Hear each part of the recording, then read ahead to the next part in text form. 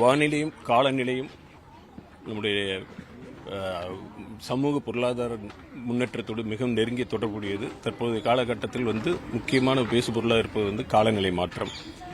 பொதுவாக ஒரு நாட்டினுடைய பொருளாதாரத்தை பாதிக்கக்கூடிய விஷயங்களில் தற்பொழுது உலக வானிலை எக்கனாமிக் ஃபோரம் என்பது பொருளாதார அமைப்பு என்பது ஒவ்வொரு ஆண்டும் முக்கியமான காரணிகள் எந்தெந்த ஃபேக்டர்ஸ் அதிகமாக பாதிப்பை ஏற்படுத்தக்கூடும் என்பதில் பார்க்கும் பொழுது வானிலையினால் ஏற்படக்கூடிய பாதிப்புகள் முக்கியமாக குறிப்பிட சொல்கிறாங்க.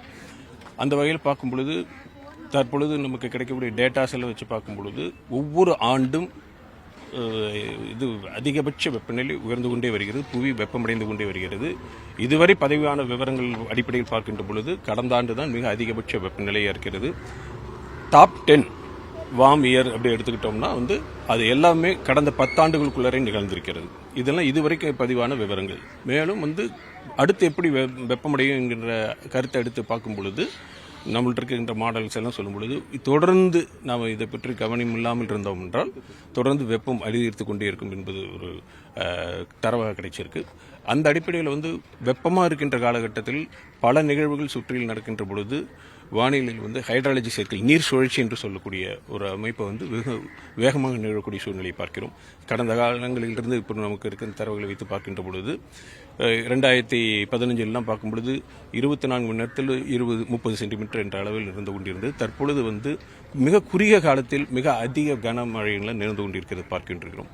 ஆக நம்ம ப்ராப்ளம் என்பது ஐடென்டிஃபிகேஷன் ஒரு முக்கியமான விஷயம். அதோட முக்கிய விஷயம் அதை அட்ரஸ் செய்யக்கூடியது ஒரு விஷயம். அதை கவனமாக இருக்கக்கூடியது. முக்கியமாக சுற்றுப்புற சூழ்நிலை காப்பது, எனர்ஜி எஃபிஷியன்ஸாக இருக்கக்கூடிய விவரங்களை பயன்படுது. இதெல்லாம் வலியுறுத்தக்கூடிய வகையில், விழிப்புணர்வு ஏற்படுத்தக்கூடிய வகையில், அவேர்னஸ் ஏற்படுத்தக்கூடிய வகையில் எம்ஓபியா காலேஜ் இன்றைக்கு இந்த மாரத்தான் நிகழ்ச்சியை நடத்தியிருக்காங்க.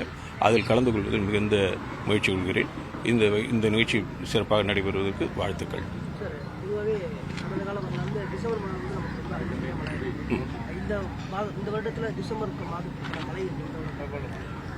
இந்த குறிப்பாக பார்க்கின்ற பொழுது நமக்கு இன்று வரைக்கும் இருக்கின்ற பொழுது 34% இயல்பை விட அதிகமாக இருந்திருக்கு. நமக்கு வடகிழக்கு பருவமழை என்று பார்க்கின்ற பொழுது இந்த ஆண்டு நிறைய மழையை கிடைச்சிருக்கு. நமக்கு பொதுவாக பார்க்கணும், நமக்கு வடகிழக்கு பருவமழை அக்டோபர் முதல் 1 முதல் இன்று வரை இருக்கிற காலகட்டம். இந்த காலகட்டத்தில் பார்க்கும் பொழுது சில சமயங்களில் பெரும்பாலும் மழை இல்லாத நிலை, பிறகு தொடர்ந்து மழை இருக்கக்கூடிய நிலையை பார்ப்போம்.